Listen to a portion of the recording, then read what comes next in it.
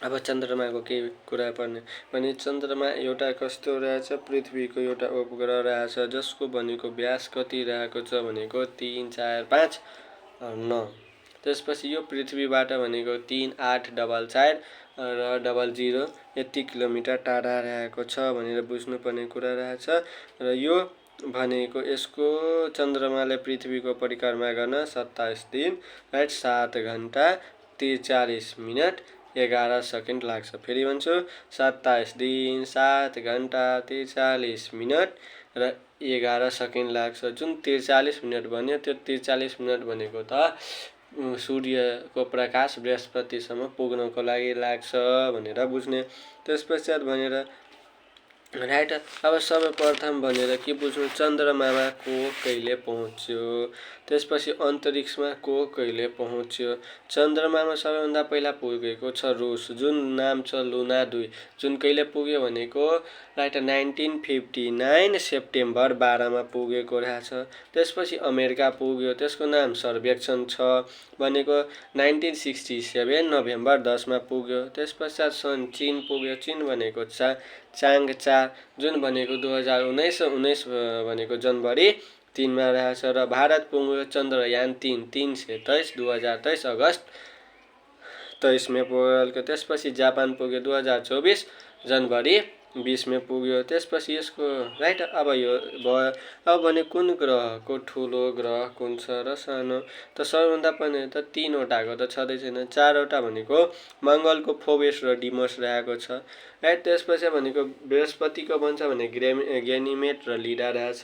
शनिको भन्छ भने टिटान र फोबे रहेको छ, टिटान र फोबेन रहेको छ, टाइटन र फोबे रहेछ। टिटानी र टिमी भन्छ, राइट, भनेको अरुणको के भन्छ टिमी, टीबाट टिटानिया र मीबाट भन्छ मिराडा, टिटानिया मिराडा।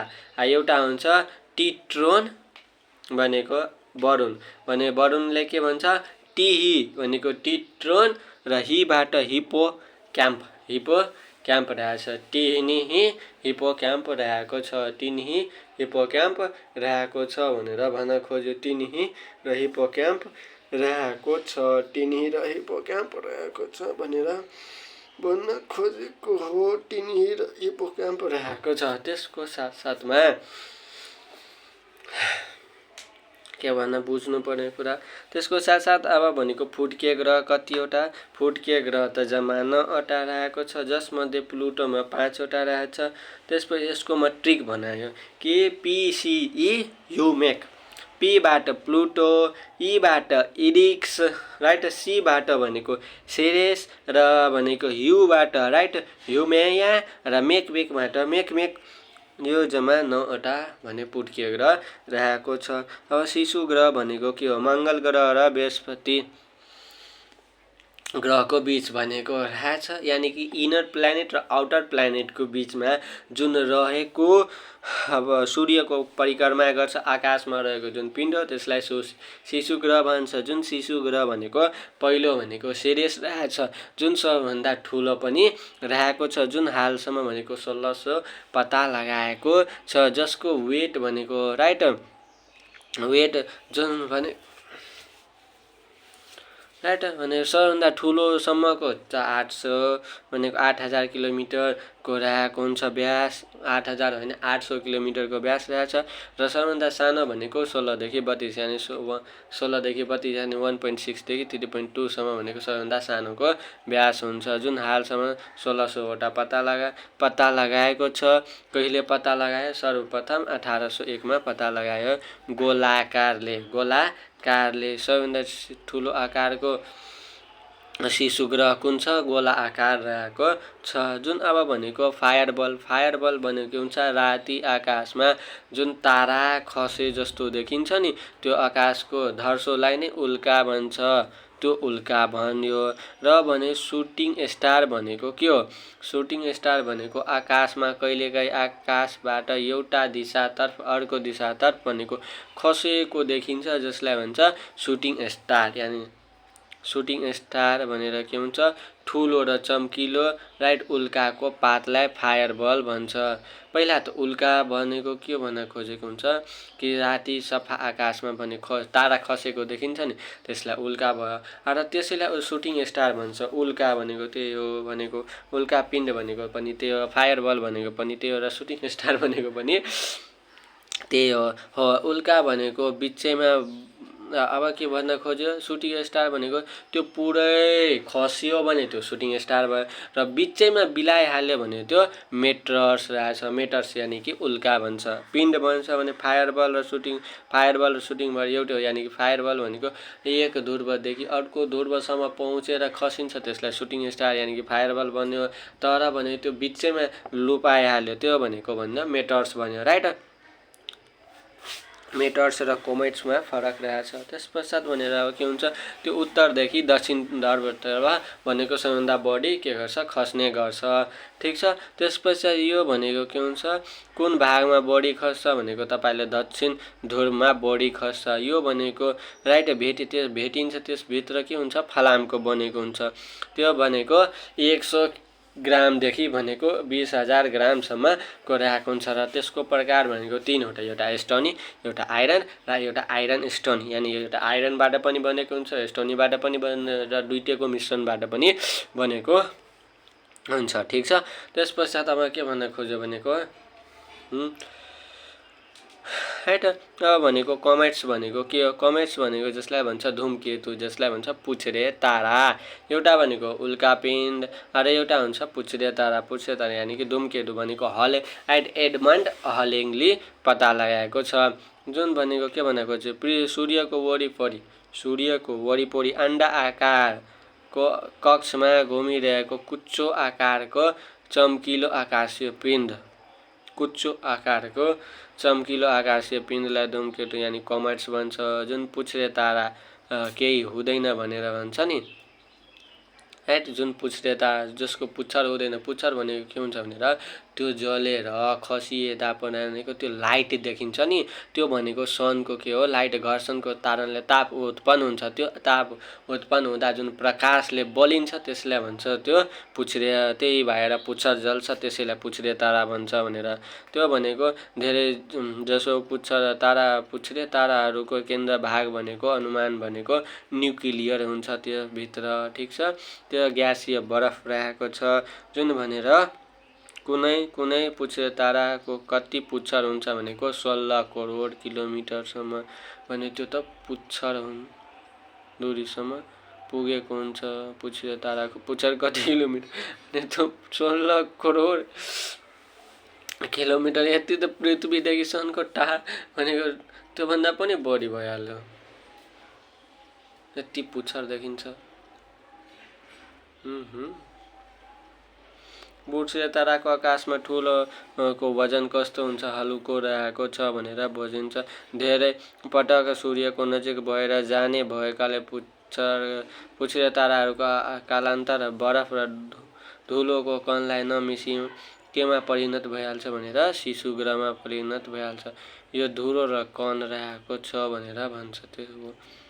त्यो त हेर्नु पर्ला त्यो भित्र। त्यसपश्चात अब के हुन्छ भनेको तारामण्डलहरू कति रहेको छ। तारामण्डलको भने जम्मा 88 वटा क्याप्सेनभित्र भनेको क्याप्सियोभित्र 5 वटा जुन उत्तरतर्फ खस्छ र कालपुरुष भनेको 7 वटा रहेछ जुन शरद ऋतुमा खस्छ। बाद बाँकी दुईटै हुन्छ एउटा ग्रेट बियर हुन्छ एउटा लिटल बियर रहेको हुन्छ यानि सप्तऋषि र लघु ऋषि रहेको छ। जुन जेठ र असार महिनाको तर्फमा उत्तरमा देखिन्छ एउटा जेठ र अर्को असार महिनामा उत्तरतर्फ देखिन्छ भनेर भन्न खोज्यो। त्यसको साथसाथ अझै के हुन्छ ग्रहण भनेको इक्लिप्स भनेको इक्लिप्स कतिवटा टाइप हुन्छ दुई प्रकारको एउटा भनेको सन एउटा लुनर हुन्छ र एउटा भनेको सन हुन्छ।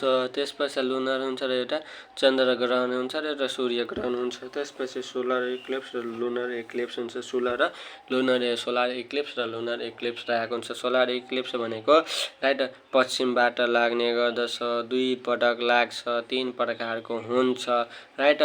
चन्द्रमाको छाया पृथ्वीमा पर्यो भनेर बुझ्नुपर्छ। सूर्य भनेको छेकिन्छ र कसले छेकिन्छ चन्द्रमाले छेकिन्छ र चन्द्रग्रहण भनेको चन्द्र छेकियो को छेकियो चन्द्र छेकियो पृथ्वीमा के आयो भनेर बिचमा के भन्छ भनेर चन्द्र छेकियो कहाँबाट भनेको चन्द्रमा लाइट आएन। त्यो भने कसले छेकिन्छ? पृथ्वीले छेकिन्छ। यानि कि सोलर ग्रहण लाग्छ भने बिचमा चन्द्रमा हुन्छ र लुनर ग्रहण लाग्छ भने लुनर इक्लिप्स लाग्छ भने बिचमा पृथ्वी हुन्छ। पृथ्वीको सूर्यको प्रकाश भनेको त्यहाँसम्म नजाउनु भने नै त्यो ग्रहण लागेको हो भनेर बुझेको हुन्छ र औँसीको दिन लाग्छ। र त्यसपछि यो भनेको अब चन्द्रग्रहण भनेर सबभन्दा बढी के बुझ्नु भन्छ? चन्द्रग्रहण सबभन्दा कम लाग्छ त्यो भनेको 1 घण्टा 43 मिनट, सबभन्दा बढी लाग्छ भने 4 घण्टासम्म यो लाग्छ भनेर सबभन्दा बढी भनेको 8 मिनटसम्म लाग्छ। ठिक छ। अब के हुन्छ राइट? अब के भन्न खोजेको हुन्छ? सूर्यग्रहण राइट एउटा हुन्छ खग्रास, एउटा खण्डग्रास, एउटा वलय। त खग्रास, खण्डग्रास र वलय रहेको हुन्छ। राइट? खग्रास सूर्यग्रहण बढी कति मिनट? 8 मिनटसम्म लाग्छ। जुन भने 300 राइट भनेको सबभन्दा एक ठाउँमा खग्रास ग्रहण सामान्यतः कति वर्षमा लाग्छ भने 360 वर्षमा र भने त्यो वर्ष भनेको त्यति वर्षमा लाग्ने हो एकपटक र भनेको प्रत्येक वर्ष भनेको 360 वर्षमा भनेको खग्रास, 270 वर्षमा खण्डग्रास, त्यसपश्चात भने प्रत्येक वर्ष लाग्छ भनेको वलय। जुन भनेको चन्द्रमाको जति व्यास हो त्यति ढाकिन्छ। किनकि वलय त्यति किन ढाकिन्छ? किनकि त्यो त चन्द्रमा बिचमा आएको हो नि, त्यसैले त त्यति ढाकिन्छ। त्यसमा के बुझ्नु? त्यसमा अब के बुझाउनु पर्ने हुन्छ त? अब वलय ग्रहणको अर्को नाम भनेर एनुलार पनि भन्छ। ठिक छ।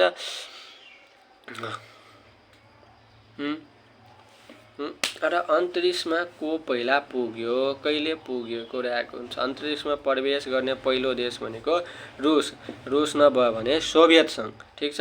त्यसपश्चात भनेको अमेरिका रहेछ। राइट? RAF JCI त्यसको सर्ट के भयो? सर्ट फर्म भनेको RAF JCI। RC भनेको सोभियत सङ्घ। सोभियत सङ्घको अर्को नाम थियो भनेर रुस। ठिक छ। त्यसलाई पहिला अहिले रुस भन्छ, पहिला सोभियत सङ्घ भन्थ्यो। त्यसपश्चात भन्छ एबाट अमेरिका, एफबाट फ्रान्स, जेसे जापान, सीसे चाइना, आइसे इन्डिया पुग्यो। राइट? सबभन्दा पहिला अन्तरिक्षमा प्रवेश गर्ने मानव निर्मित उपग्रह कुन रहेछ? स्थुपा 1 सोभियत सङ्घले 1957 अक्टोबर 4 भनेको यति बेला त नेपालले त 55, 56, 57 केही गरेको थिएन हो। सोभियत सङ्घ त केही गरेको थिएन, तैले यसले लिएको थियो। राइट? 1957 अक्टोबर 4 त्यसपश्चात भनेर अमेरिका कहिले दोस्रो हो? अमेरिका पठायो दोस्रो भनेको यो। त्यसपछि नि अर्को वर्ष पठाइदियो भनेको 1958 जनवरी 31 यसलाई भन्छ स्केलर। के बुझ्नु? त्यसपश्चात भनेको अन्तरिक्षमा वाइसेन प्रस्तावित सहर अन्तरिक्षको कोलम्बस भनेर युरी गागारिनलाई चिनिन्छ र अन्तरिक्षको यात्री भनेर पुरुष पहिलो भन्छ युरी गागारिन, महिला भयो भने भयालेन्टिना युरागेन्गिन भने अन्तरिक्षमा गयो, त्यसलाई भने अन्तरिक्षको कोलम्बस भन्छ किनकि सबभन्दा पहिला त्यो गयो। त्यसपछि भोल्टागिन गएको हुन्छ र पर्यटन भनेर चिनिन्छ भने डेनिस टिन्टानो र अनुसुहे अन्सारी, यो भनेको अमेरिकाको थियो भनेर बुझ्नुपर्ने कुरा। अन्तरिक्षमा प्रवेश पहिलो राष्ट्र भनेको रुस रहेको छन्। कहिले भयो प्रवेश? 1967 सेप्टेम्बर। सोभियत सङ्घले यतिमा गयो राष्ट्रको बिचमा त्यो राइट? 1961 April 22 right? भोटेक 1 त 1961 भने अप्रिल भनेको भने अप्रिल 29 त के को स्थापना भयो भने तपाईँको अनि WWF को स्थापना भएको छ हो। तैले नै बुझ्ने। WWF को स्थापना भयो अप्रिल 29 यहाँ अप्रिल भनेको 12 रहेछ भोल्भको। यति भन्न खोज्यो मैले। यति अन्तरिक्षको बारेमा पढ्ने बात खतम।